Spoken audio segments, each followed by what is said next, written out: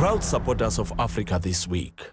Engine, with us, you are number one. While the primary objective of Africa Village is to create markets for the arts and craft, it has been experienced that in so doing, it will simultaneously provide a powerful platform for promotion of tourism and trade. Nozipho January Bardell, Director of Makaya Villages at Cultural Activities and Investment.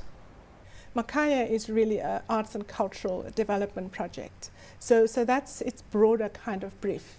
The village is simply a methodology that we're using to showcase what we have to offer, particularly in South Africa, but eventually also the rest of the continent. And the products, if you like, that we're showcasing is the range of arts and culture that we have in South Africa, from music to dance, visuals and performing arts as well as craft. How do we make culture commercially viable as well as spiritually uplifting? I think we tend to focus on the latter part, trying to create some kind of a social awareness and awakening in our spirits, but we don't make money out of it. Yes. Well, I mean, and typically that's been our experience in South Africa as well. And it's not just here, it's everywhere else that I've certainly had experience of. First of all, I think the recognition that art and culture is also a communicative tool. And so what arts and culture does, because I think arts and culture transcends differences of race and class and gender and everything. People understand the language of music, the language of painting, of fine arts, the language of performing arts. What we then use that for in the village is really to say to people, look, our initial aim is to simply communicate with you through our arts, because that's the commonality that we share at a particular point in time. But having said that, it also has the potential and the opportunity to grow into a real commercially viable project, in the sense that once people feel they have a different sense of what we're offering, we can then invest in it here in South Africa by getting our crafters, getting our performing artists, getting our fine artists to begin to look at quality control and what kind of projects they actually produce in order for them to be exported, particularly to a market like Eastern Europe, which is not so familiar with Southern Africa. I mean, obviously, I'm just going to ask you to just rely on your experience as South Africa's former ambassador to Switzerland, and just tell us how you went about selling South Africa as a culturally intriguing destination. Yeah.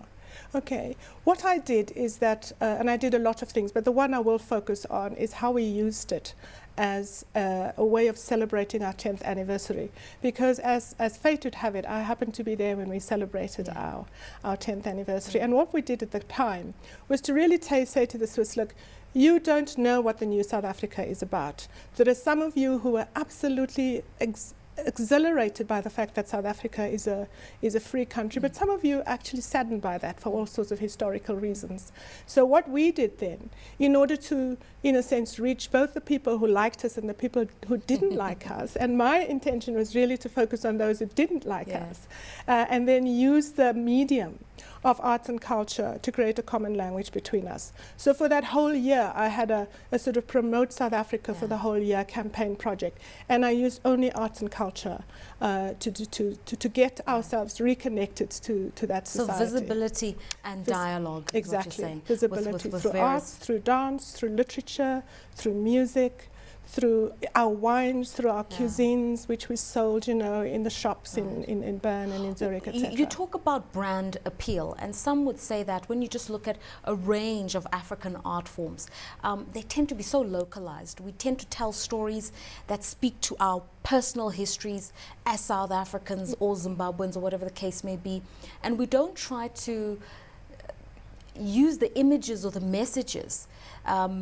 in a way that's globally appealing, in a way which would be sexy to a wider audience. And apparently that's the limitation of African arts and culture, is the stories don't become wider in their reach, and that's what we need to be doing. Yes, I agree with you 100%.